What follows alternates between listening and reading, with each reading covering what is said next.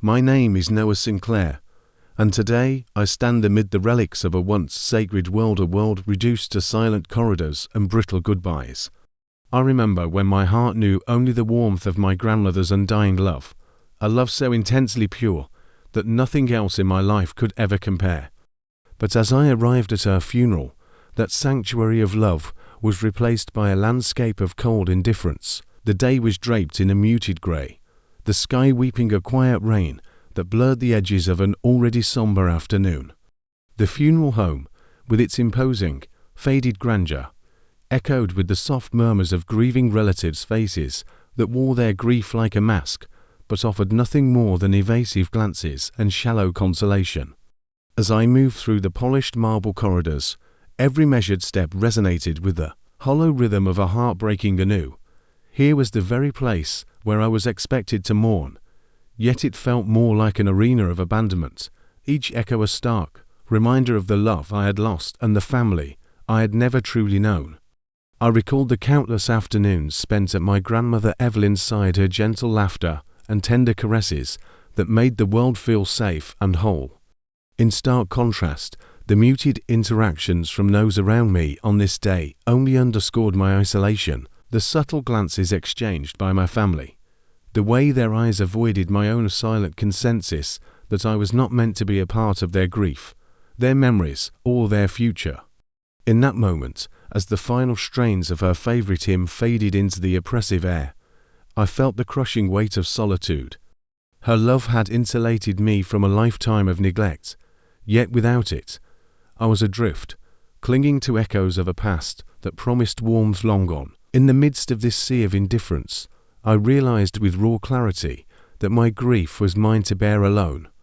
Abandoned at the threshold of my only comfort, I resolved that the love my grandmother gave me, however distant now, would become the ember that lights my way forward, even if it meant leaving behind a legacy of broken ties and bitter farewells. As the final strains of the hymn faded into a lingering silence, the mourners began to disperse, leaving behind only fragments of retreating whispers and the rustle of heavy coats.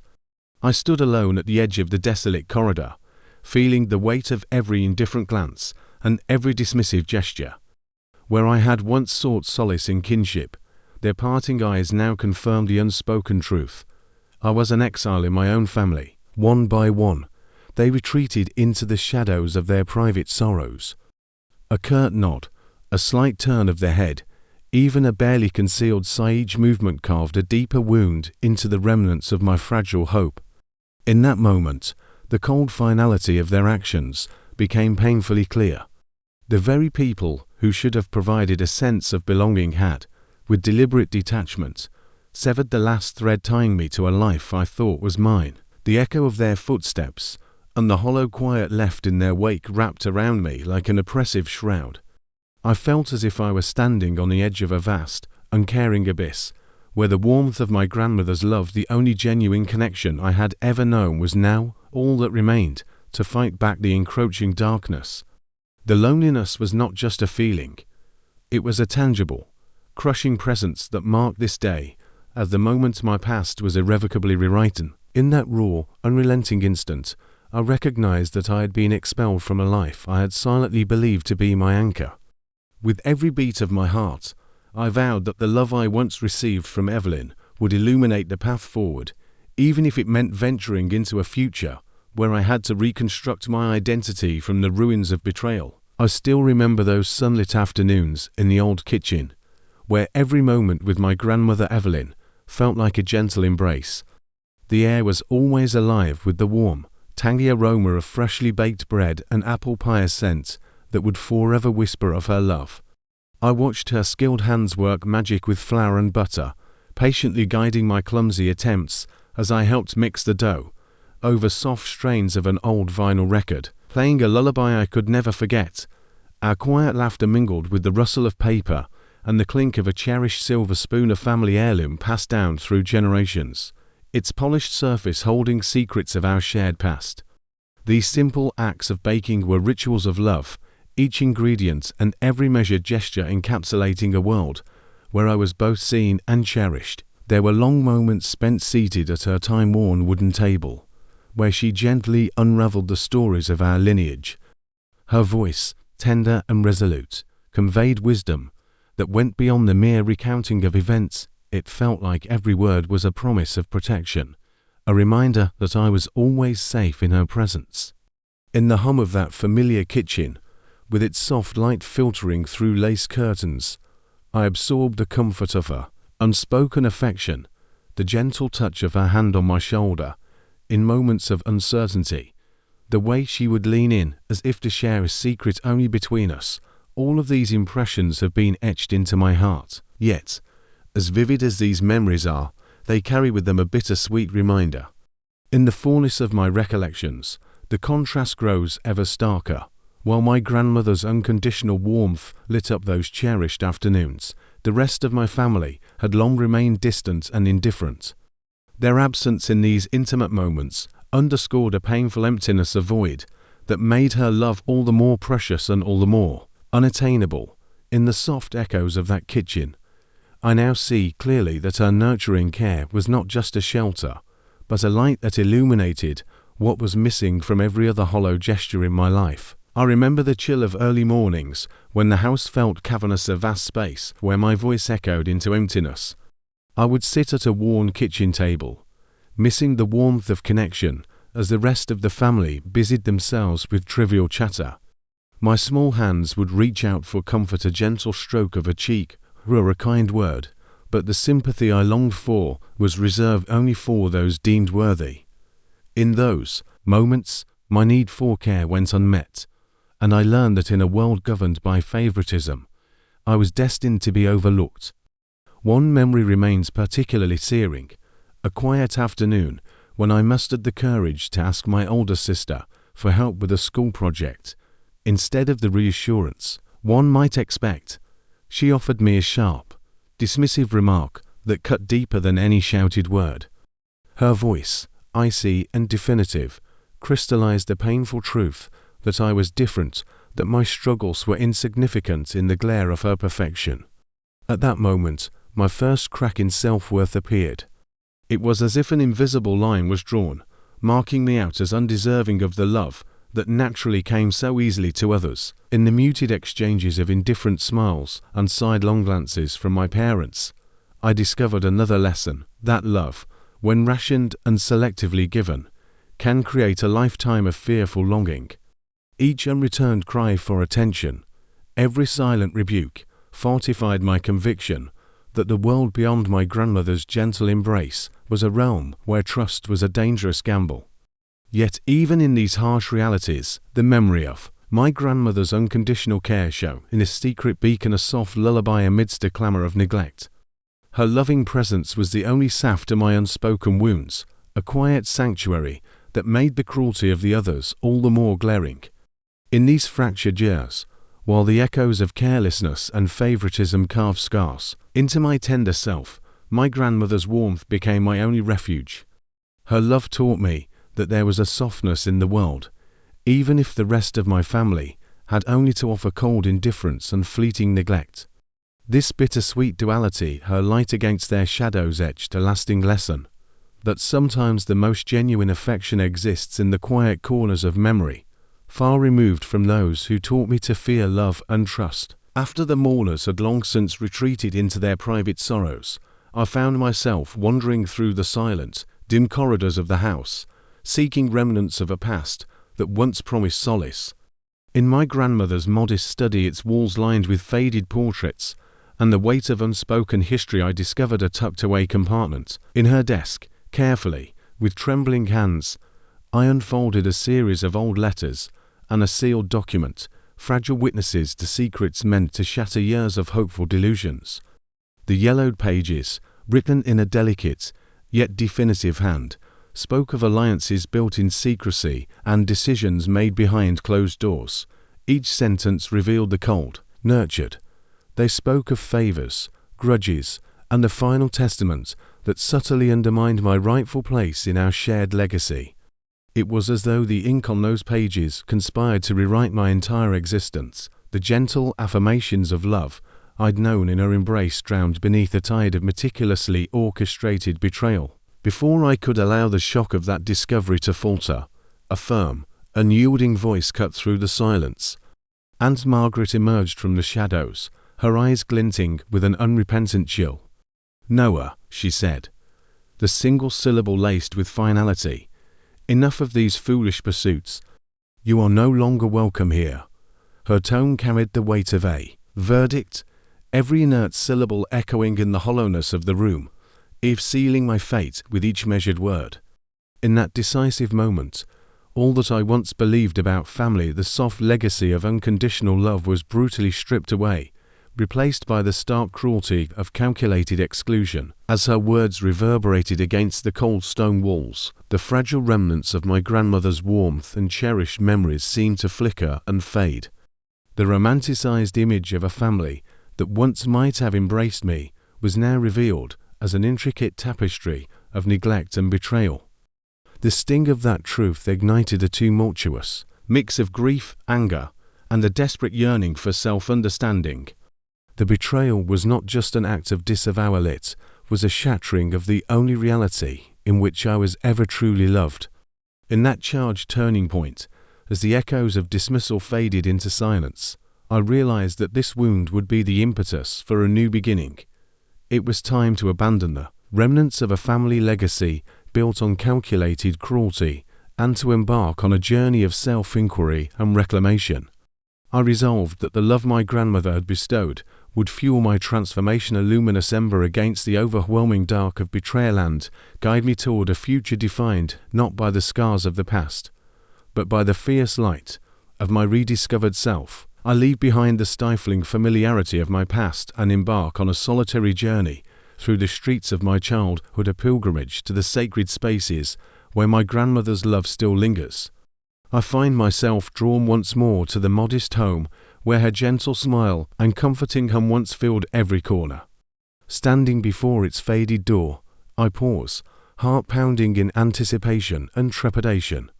I take out my leather-bound journal, the silent confessor of my deepest thoughts, and begin to write. Dear forgotten self, I return to the places where you once knew warmth and unconditional care. The cool air carries fragments of a lilting melody that seems to echo the lullabies she used to sing.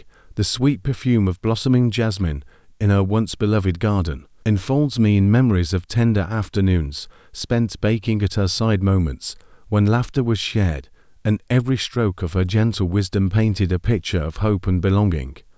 Wandering the familiar lanes of the neighborhood, I encounter faces from a bygone era. At the corner of Maple Street, I meet Mrs. Carter, a kindly, aged neighbor who once lent my grandmother her elegant tea set. Her eyes glisten with recognition and sympathy as she softly declares, "Noah, I always knew you had that spark. Your grandmother's love shines in you. Don't let the shadows of indifference dim what she gave you." Her simple words resonate like a soothing balm, urging me to keep searching for those forgotten pieces of myself. A short distance further, I step into a small, sunlit diner, where I cross paths with Leonard, a quiet traveler whose life has been devoted to the exploration of memories and healing. Over a modest cup of coffee, he shares his own journey of rebuilding from shattered pasts, remarking, "Sometimes, what we perceive as ghosts are simply echoes of what once nurtured our souls. If you can honor them, they'll guide you to your own light." Leonard's words, steeped in hard-earned wisdom, invite me to view my scars not as marks of defeat, but as the roadmap to blossoming again. In the quiet solitude that the day permits, I return to my journal time and again. I address the neglected child I once was, the one who believed in the magic of my grandmother's embrace and the pain of family rejection. I write, even though her physical presence is no more, her love courses through me. It's a beacon that refuses to extinguish, a silent promise that guides me amid the darkness. With every word, the void left by a loveless family is met with the tender fragments of belonging that only her memory can provide. I come to understand that her nurturing spirit still shapes the contours of my heart, casting light on paths I had never dared to tread before. As the day folds into dusk, with the sky draped in hues of violet and melancholy, I stand filled with a quiet resolve. The journey, both literal and emotional, reveals that reclaiming my identity isn't about restoring a broken past. It's about forging a future built on the embers of resilience and love. The indelible imprint of my grandmother's care steadies me against the cold, and I step forward, ready to transform the pain of neglect into the power of newfound self-worth. After the shattering confrontation, I return to the silent corridors of our old family estate, a place where every creak in the floor and flutter of dusty paper whispered secrets long buried. In a forgotten drawer within my grandmother's study, I uncovered a trove of yellowed letters and disjointed journal entries. The pages, brittle and inscribed with hasty, raw confessions, spoke of grudges that festered beneath decades of carefully maintained appearances, of secret pacts and decisions made in the shadows. As I traced my fingers over smeared ink and neglected creases, each word seemed to compel a deeper investigation into the currents of betrayal that had dictated my exile. That same evening, a family gathering provided a grim backdrop for more unsettling revelations. In a stifling parlor, where forced pleasantries barely concealed simmering tension, I found myself drawn to a nearby cluster of hushed voices. Leaning into the darkness, I caught fragments of a conversation between my father, Richard, and my older sister, Elise. Their voices, low and laced with anxiety, exchanged words I could hardly bear to decipher. Phrases like an inevitable disgrace and the burden we must bear to protect our legacy floated through the still air.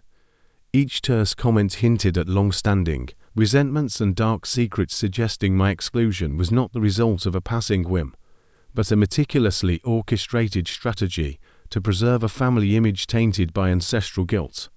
Unable to contain the torrent of questions any longer, I confronted my father in a narrow corridor, the sterility of its walls amplifying the tension. "Why did you cast me out?" I demanded, my voice cracking under the weight of pent-up anger and confusion. His eyes, once so unyielding, flickered momentarily with an emotion I could scarcely decipher: regret, perhaps, or a hidden fear. "Some truths are too heavy for our legacy, Noah. You were never meant to be part of it," he replied in a tone that was both dismissive and chillingly final. His words, meant to protect the reputation he held dear, instead echoed the betrayal that had marred my very existence. In that fraught exchange, the carefully constructed veneer of our family history began to crumble, leaving me with the crushing realization that the sanctity of my grandmother's love had been deliberately undermined by forces far more calculated than I had ever imagined. Later that night, consumed by a mixture of raw anger and a desperate need for clarity, I secluded myself in an abandoned room within the estate. Under the solitary glow of a flickering lamp, I pored over every letter and journal entry, my thoughts oscillating wildly between burning resentment and an aching desire to understand. The silence was punctuated only by the scratch of my pen. I scribbled down questions to a past that seemed as impenetrable as a labyrinth. In the stillness, each whispered confession from the forgotten pages, every half-truth overheard during the gathering, forced me to confront the possibility that the family I had once idealized was built on a foundation of secrecy and malice. Here, in the lonely throes of the night, I wrestled with a haunting duality, the memory of my grandmother's unwavering love versus the calculated cruelty that had sealed my fate. As the hours passed and the interplay of light and shadow danced upon the walls, I realized that uncovering these secrets, though it deepened the wound, was essential for reclaiming my identity. The bitter truths embedded in the dusty remnants of our family's past began to form a roadmap, however painful, for understanding the roots of my abandonment. And while the echoes of betrayal still stung with every breath, they also hinted at a path toward an uncertain redemption, a future where comprehending the darkness might finally allow me to step into my own fiercely luminous light. As twilight swallowed the last vestiges of the day, I gathered the relics of my past in a battered wooden box, letters stained with the venom of betrayal, faded photographs that whispered of neglect, and the brittle scraps of secrets that had once chained my soul. Each item, a painful emblem of the history I was determined to leave behind, lay before me like an unhealed wound. With deliberate care, I carried this box to a secluded clearing on the outskirts of the estate, a place where the sky spread wide and unburdened. Here, beneath the vast canvas of stars, I resolved to mark my rebirth. Lighting a small, determined fire, I began the symbolic act of burning the vestiges of my history. The flames leapt eagerly, each spark devouring a bitter memory and transforming it into drifting embers. The crackling fire echoed the release of long-held grief, and with every paper that curled and burned, I felt the insidious weight of past betrayals begin to lift. In that moment, the oppressive fragments of neglect and cruelty surrendered to the cleansing glow, each ember a promise of renewal. I whispered softly to the night, "Your fire cannot scorch the love she gave me," invoking the gentle strength of my grandmother's spirit. Before I could be lost in the fire's hypnotic dance, a familiar figure emerged from the shadows, a neighbor from my childhood, Mr. Leonard Cole, whose kindly eyes carried the wisdom of his own scars. "Noah," he said, placing a steady hand on my shoulder, "watching those memories burn doesn't erase them. It helps you see that you no longer have to carry them." His words, laced with genuine compassion, affirmed the intrinsic worth I had long denied myself.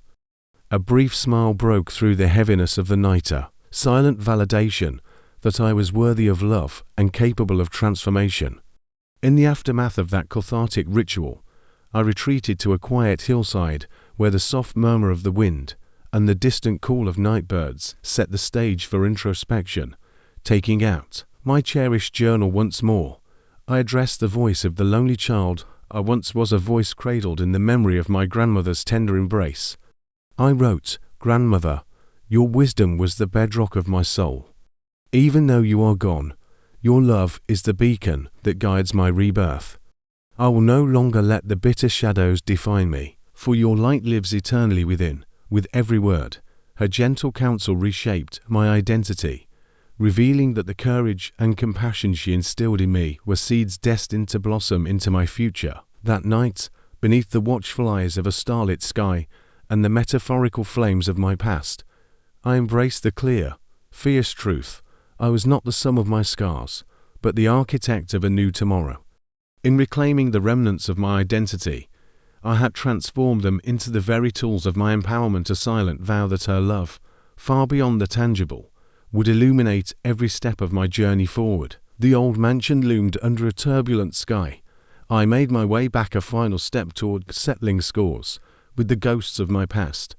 In the dim light of the drawing room, where portraits of forgotten ancestors watched in silent judgment, I found him waiting. My father, Richard Sinclair, stood stiffly by a time-worn fireplace, his face etched with the same coldness that had once banished me, now marred by hesitation and regret. "I came to settle the debt of my pain, Father," I said, my voice steady, even as every word carried the weight of years spent in exile. The air between us crackled with the intensity of unspoken memories, the room itself alive with the echoes of betrayal and longing. For a moment, we both stood in silence, a powerful exchange, where nothing was said, yet everything was bared. His eyes, usually so impenetrable, flickered with a hint of conflict, while mine shone with the fierce glow of transformation. Finally, Richard broke the silence. "You were never meant to belong," he said, his tone measured, yet imbued with bitterness. "Your place in this family was always an inconvenience." The words, familiar and unyielding, reverberated in the confined space like a closing verdict. I felt the sting of every cold dismissal, every half-hearted attempt to hide my worth behind duty and tradition. "Perhaps you were right about where I didn't belong," I replied, each syllable deliberate and resolute. "But I now know where I truly belong, with the love that shaped me." My grandmother's gentle wisdom and unfaltering care were the only warmth I ever needed, and they continue to guide every step I take. In that moment, the dam of suppressed sorrow and rage broke, merging into a calm, unwavering assertion of self. It was not just a confrontation with my father's ghosts, but a confrontation with every fragment of pain that had ever defined me. Richard's hardened expression softened, if only for an instant, a silent acknowledgement of truths he could neither admit nor erase. We did not need to fill the void with more words. Our shared silence spoke of futures unburdened by the past. I realized then that the very thing they had tried to strip away, the memory of my grandmother's love, had become the cornerstone upon which I rebuilt my life. After that charged exchange, I retreated from the oppressive confines of that parlor and walked out into the cool embrace of the night. With each step away, the echoes of my old self, bitter dreams and painful neglect fell away like dying embers in a long, scorched tunnel. A montage of cherished memories flooded my senses. The sunlit afternoons kneading dough with Evelyn in her cozy kitchen. The tender lullabies that served as a shield against cruelty. And the quiet moments of reflection that revealed my own worth. These were moments of joy, sorrow, and transformation, the chapters of my heart that would forever light the path ahead. That night, beneath a vast, starlit expanse, I penned a definitive farewell in my journal, a bittersweet goodbye to the pain that had weighed me down and to the estranged family that had made me question myself. I wrote, I released the ghost of my suffering and embraced the promise of renewal. My past, forged in the fires of betrayal, has given birth to the strength within me. In the light of my grandmother's eternal love, I find the courage to step into a future defined not by loss, but by endless hope. With that, I knew that healing was not a destination, but a journey, a continuous, luminous process of reclaiming every fragment of who I was, who I am, and who I will someday become. The painful chapters had ended, and in their place, the promise of new beginnings burned bright, a forever ember guiding me toward a life mastered by love, resilience, and the perpetual possibility of transformation.